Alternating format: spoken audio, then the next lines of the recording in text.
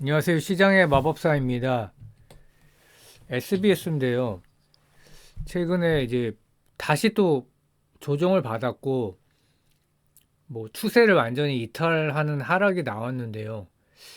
이유를 총 세 가지 정도로 제가 생각을 해봤습니다. 일단, 같은 업종에 있는 기업이 이 주가가 단기 고점을 치면서 꺾였어요. 근데 그게 제일 큰 것 같고, 그 다음에 4Q 컨센이 이제 크게 하회하는 그런 4Q 실적이요. 컨센을 크게 하는 실적이 나올 것 같고, 그래서 광고 부진이 지속된다는 거고, 이거는 근데 사실 충분히 예상 가능한 거고, 그 정치 이슈까지 겹쳤죠. 그리고 또 한 가지가 넷플릭스 계약 조건에 관해서 이제 어떤 식으로 계약했는지 전혀 알 수가 없는 거죠. 그래서 이거는 실적이 나오면 역산을 하는 식으로 이제 파악을 해야 되는 거고,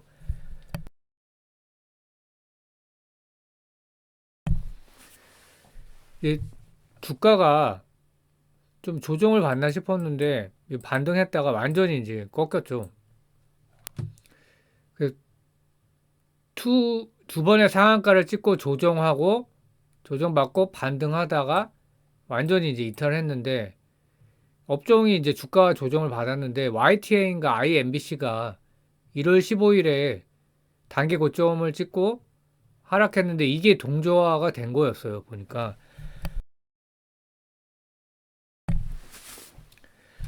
근데 이제 그게 있죠. 만약에 넷플릭스 때문에 매출이 나와서 이제 실적이 업그레이드 된 게 확실하다. 그리고 뭐 계약도 괜찮게 했다. 그러면 이제 주가가 동조화가 안 됐을 겁니다. 근데 아직 실적이 나오지 않았기 때문에 이제 그거 보고 이제 주가가 뭐 하방이 높아지던가 하겠죠. 그리고 거래량이 여전히 작다는 겁니다. 그러니까 올린 사람이 팔면 또 내려가는 거예요. 그래서 1Q 실적 확인 후에 재상승할 것 같다. 계약 조건을 역산해 갖고 이렇게 하겠죠.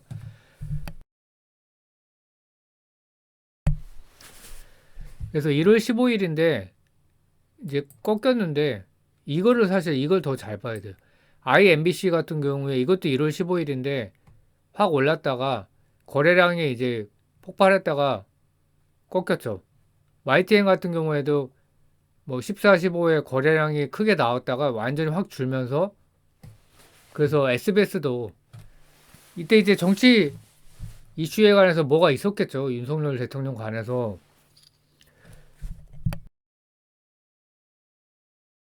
근데 지금 끝난 게 아니기 때문에 뭐 헌법재판소 판결이 또 있고 또 이재명 대표에 대한 어, 판결인가요? 뭐 그것도 또 있고 하기 때문에 그 정치 모멘텀도 또 있고 정치 얘기할 때마다 참 씁쓸하죠. 4Q 컨센이 크게 하회한다는 건데 광고 부진이 지속되고 일회성 비용이 이제 꽤 크게 나온다는 거죠. 그래서 광고에서 콘텐츠 기업으로 변모하려는 노력을 하고 있는데 근데 이제 실제 매출이 그렇게 바뀌어야 되는 거죠. 근데 아직은 광고 수익이 중요하고 어 근데 이제 TV 광고 중심인데 이게 어떻습니까? 그냥 레거시죠, 레거시.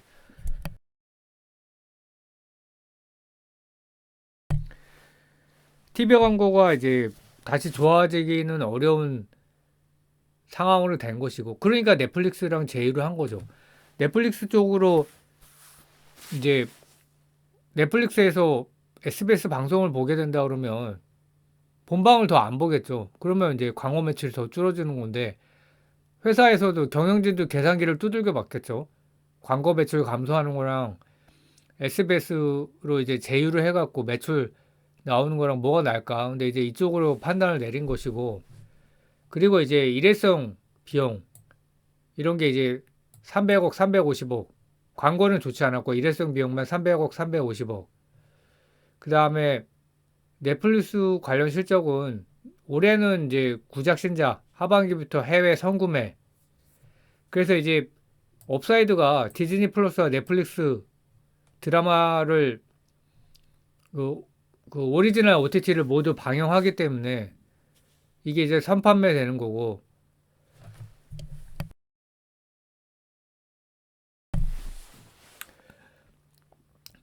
그리고 그게 있죠. 오징어 게임처럼 터질 수가 있는 거예요. 근데 그 아시아에서 물론 터질 수도 있지만 이렇게 오리지널 OTT 같은 경우에는 그러면 이제 주가가 팍 칠 수 있겠죠. TV 광고 수익이 더 감소할 수도 있다. 그 넷플릭스 계약 조건 리스크는 그거죠. 그 넷플릭스가 값을 잘 쳐줘줬냐, 비싸게 사줬냐, 아니면 타 OTT 대비 싸게 샀냐, 아니면 타 OTT가 동일한 조건이냐. 근데 이제 여기 분석은 동일한 조건이라도 6년은 너무 길다. 어, TV 광고 하락을 감내해야 되고 6년은 기회비용에서 측면에서 아쉽기 때문이다. 왜냐하면 판권을 비싸게 팔고 이럴 수는 없는 거니까요.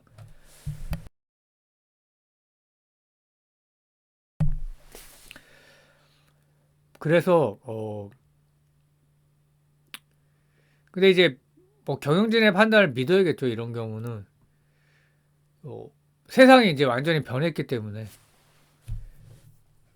그리고 워스트 시나리오는 이제 우리나라 이제 티빙하고 웨이브가 합병을 아직도 못했지만 합병 시에 네이버 넷플릭스 코리아에 상당한 이제 위협이 됐었다고 그래요. 실제 그렇게 느꼈다고 그래요. 넷플릭스 코리아 측에서. 그래서 경계하려는 목적에서 이제 가격 후려치기로 계약을 한 거 아니냐라는, 만약에 이제 그거면 뭐 주가가 이제 별로 안 가겠죠. 그래서 뭐 사실상 하청업체 아니냐, 벤더사 멀티플을 줘야 되는 거 아니냐라는 생각까지 할 수 있는데, 현기차 3전 하이닉스 나이키의 벤더사 이제 멀티플이 높지 않겠죠. 근데 이건 어떨까요? TSMC 벤더는, 엔비디아 벤더는 좋겠죠. 그래서 뭐 글로벌 압도적 1인데 전 나쁘지 않다고 보고요. 그리고 리쿠 비율 같은 경우에는 이게 뭐 제작비 대비 회수 비율 이렇게 이해를 하면 되고,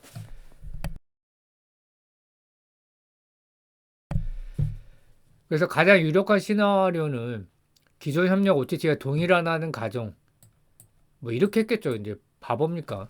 그 SBS가 막 엄청난 위기도 아니고, 뭐 위기였을 수도 있겠죠. 근데 제가 볼 때는 그 정도는 아닌 것 같은데.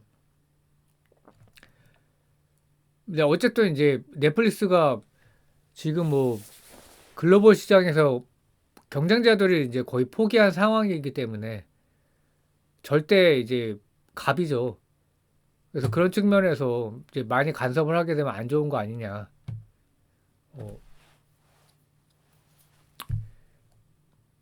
그래서 그거죠. 리콜률이 이제 만약에 이런 계약이 없었다면 그 판권 대박이 있을 수 있는 건데 비싸게 팔 수가 없는 거. 이제 그걸 얘기하는 거죠. 근데 중간에 상향 조정해 줄지도 모르는 상황이다. 그래서 안정적 매출 확보 장점인데 판권 대박은 없다. 그 넷플릭스와 SBS 제휴 배경은 이건 이제 몰랐었는데, 이제 티빙과 웨이브가 합병하게 되면 이제 넷플릭스 한국 내에서는 상당히 막강하죠. 티빙 같은 경우에 이제 드라마가 저는 별론데 여성 취향적인 드라마는 이제 여성 취향에 맞는 드라마는 많기 때문에, 그래서 넷플릭스 코리아가 꽤 긴장했었다는 뭐 후문이다 이렇게 이제 얘기가 나오고, 근데 이제 그런 게 동남아시아에는 먹히는 거죠. 그래서 만약에 이렇게 커졌으면은 이제 위협을 느끼는 건데 아직도 이제 합병이 안 됐고, 이미 지금 SBS가 이제 이탈했기 때문에 지금은 이제 게임이 사실 끝난 거고,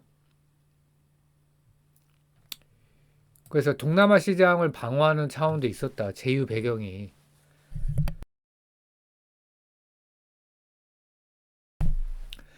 그래서 6년 장기 계약을 하는 거고, 뭐 그 넷플릭스의 벤더로 전락한 거가 아니냐. 이 방송사 플랫폼이 해외 OTT에 이제 파는 거죠. 그래서 웨이브는 이제 굉장히 어려워진 상황이고. 근데 이제 TV 광고 감소를 이제 이거는 방법이 없다라고 경영진이 판단을 한 거겠죠. 그래서 광고 감소하느니 그냥 OTT로 풀자. 저는 사실 뭐 드라마나 뭐 그것이 알고 싶다라든지 뭐 이런 걸 재밌게 보는 입장에서 그동안 아 왜 이렇게 안 올라오지? 넷플릭스에서 그 알 보고 싶다. 근데 이제 올라온 거죠. 그래서 뭐 거대한 해외 자본 앞에 편승하는 분위기로 분석된다.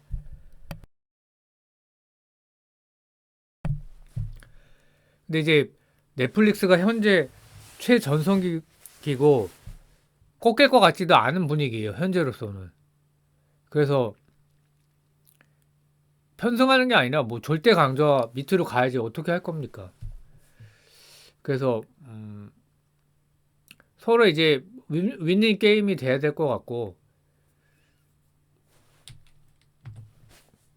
그 미국 OTT 경쟁자 같은 경우에도 예를 들면은 이제 한 2, 3년 전만 해도 디즈니가 굉장한 투자를 하면서 뭐 위협이 될 거다 그랬는데 결국은 이제 사실상 포기한 거나 마찬가지죠. 그래서 이제 넷플릭스가 주가가 좀 안 좋았을 때 예전에 몇 년 전에는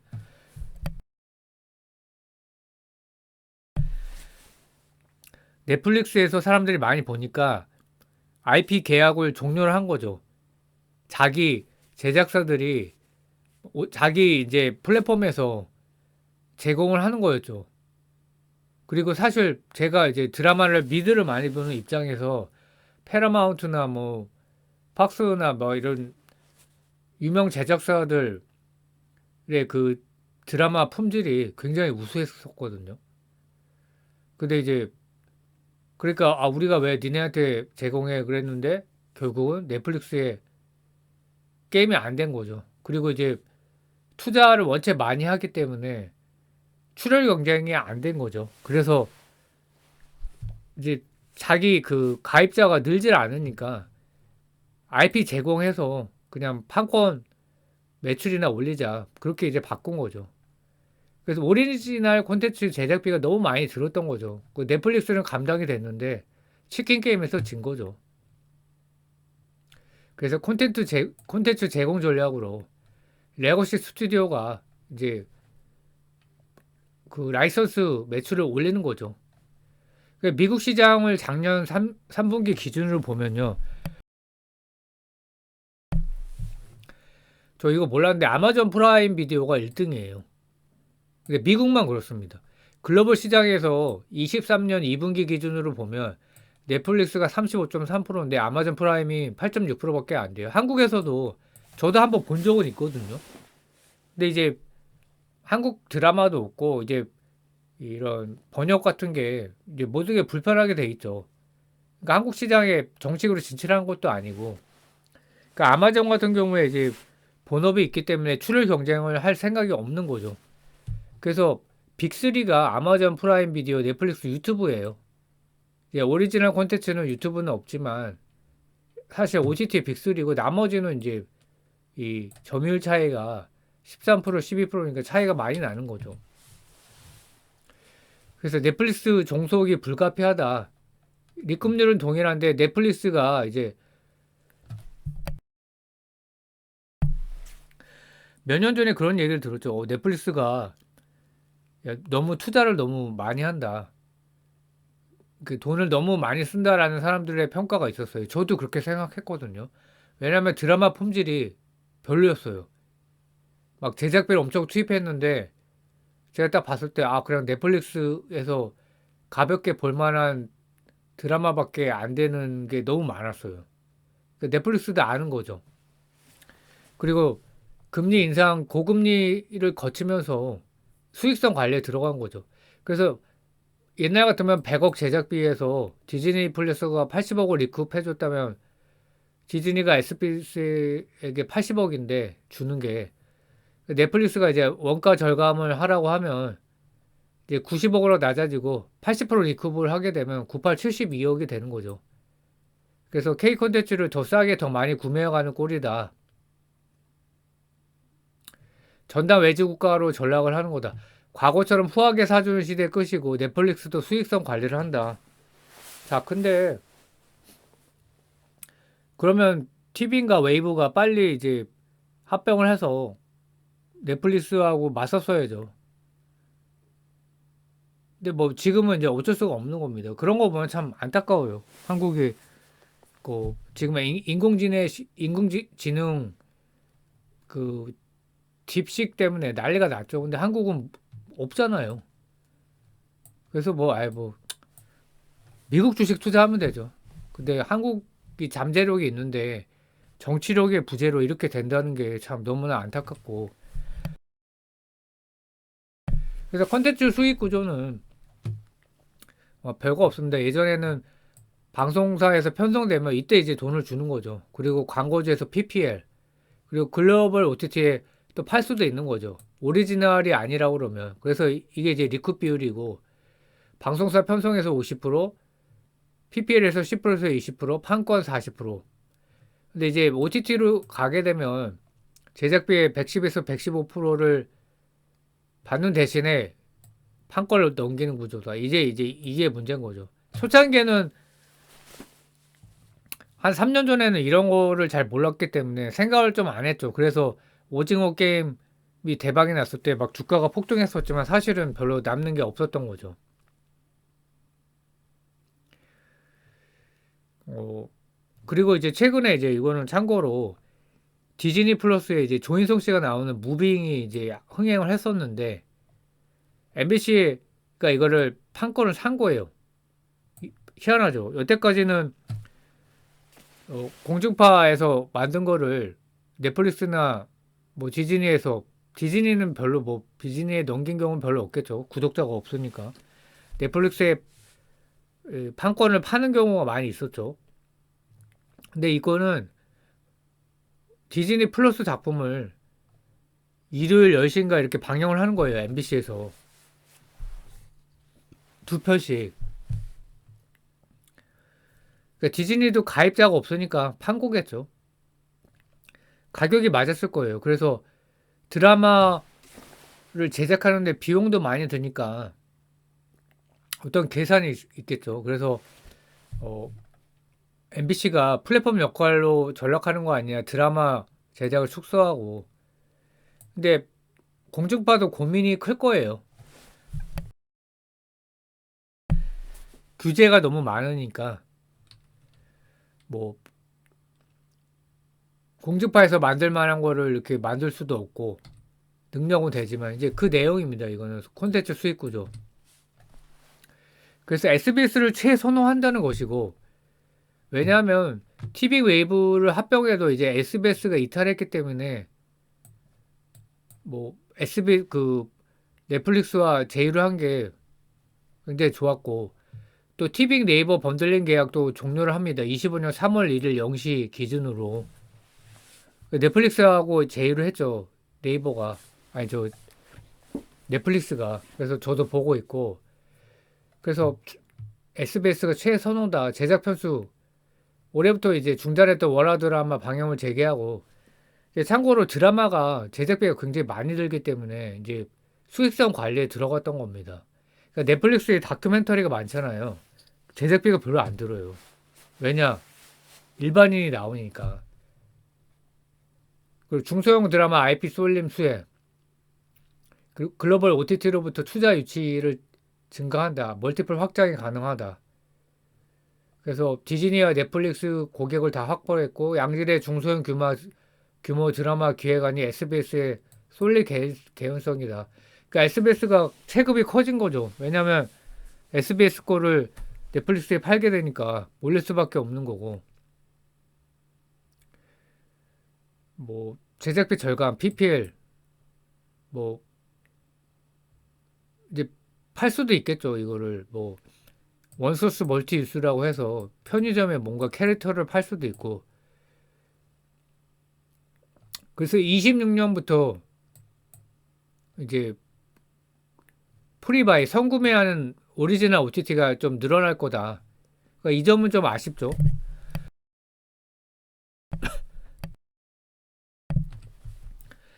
그래서 콘텐츠 기업 재평가 멀티플 상향, 이제 광고 기업인데 이제 여기서 지배구조 개편도 했죠. 현재가 이런데 주식 포괄적 교환을 해갖고 자회사를 합병을 한 거죠, 결국. 유통과 제작 기능 종합을 해서. 그래서 이제 시장에서 컨텐츠 기업으로 봐주게 되면 PER이 6, 7배에서 PER이 최소 10배에서 15배다. 그래서 여기서 이제 뭐 방송법이 또 개정돼야 되는 것도 있어요. 외국 투자자가 이제 지분율이 0%거든요. 이제 법으로 투자할 수 없게 돼 있어요. 이런 것도 바뀌면 그러면 정말 이제 시총 1조 이상 갈 수 있겠죠. 자, 정리를 해보면 업종 주가 조정 때문에 IMBC, YTN이 단기 고점을 치면서 내려갔다. 근데 저는 또 올라간다고 보고 있고, 왜냐하면 그 헌법재판소에서 또 탄핵 인용을 할 거냐, 그리고 이재명 대표의 또 재판, 그 사교 실적이 컨센 크게 하회했기 때문에, 그리고 넷플릭스 계약 조건 리스크가 있다. 이거는 1분기, 2분기 실적이 나오면서 회사에서 IR을 하겠죠. 그러면 이제 역산해서 알 수 있고, 토종 OTT 견제 차원에서 넷플릭스, SBS가 제휴를 한 거다. 그러니까 넷플릭스가 그렇게 이제 전략을 짠 거죠. SBS는 이제 어, 합병이 늦어지니까 포기한 거죠. 그리고 컨텐츠 기업 재평가 멀티플 상향이 이루어질 것 같고, 그리고 압도적 글로벌 1위 지금 완전 최전성기고 당장 꺾일 것 같지도 않은데 넷플릭스 최전성기인데 TSMC 밴도가 어떻습니까? 그 넷플릭스의 밴도 괜찮다고 이제 보고 있습니다. 그래서 뭐 최선의 케이스라고 그러면 이제 국내 토종 OTT가 뭐 아시아 시장에서 딱 큰 위치를 차지하면 좋았겠지만 어쩌겠습니까? 안 된 걸. 어쩔 수 없고. 그래서 SBS가 이제 주가 조정을 받았는데 뭐 그건 아쉽지만은 결국은 꽤 이제 50% 100% 이상 먹을 수 있는 종목이 되지 않을까. 예, 그렇게 보고 있습니다. 감사합니다.